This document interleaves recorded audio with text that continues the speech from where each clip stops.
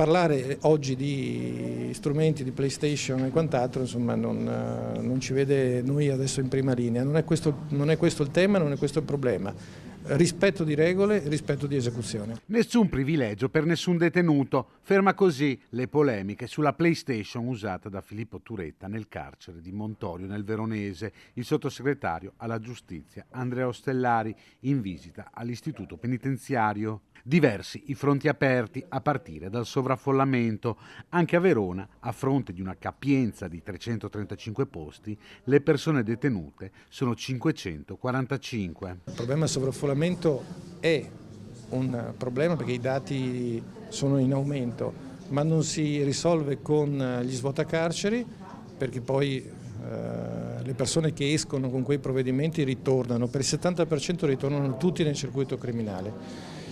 E si risolvono con nuovi spazi. Pesante il tema dei suicidi. A Padova, a togliersi la vita a inizio settimana, un giovane di 27 anni originario di Chioggia, Stefano Voltorina.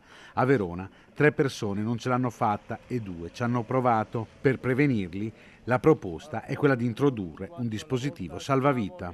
Abbiamo dato incarico alla nostra direzione presso il DAP di effettuare uno studio capace di verificare se ci sono degli strumenti, dei dispositivi capaci di salvare la vita, di avvertire prima che quel fatto accada. Se riusciamo a fare questo, insomma, daremo un bel messaggio non solo all'Italia intera, ma anche a livello internazionale. La risposta a questa estrema fragilità resta però il lavoro, spiega il sottosegretario. Facciamo un appello alla città, al mondo dell'impresa che può intervenire, che può essere parte di questo ragionamento, può investire qui dentro perché gli spazi ci sono e può quindi contribuire a questo percorso che è capace di dare beneficio anche alla nostra comunità. Il futuro ovviamente passa anche attraverso un mondo dell'esecuzione della pena a cui stiamo pensando noi per la prima volta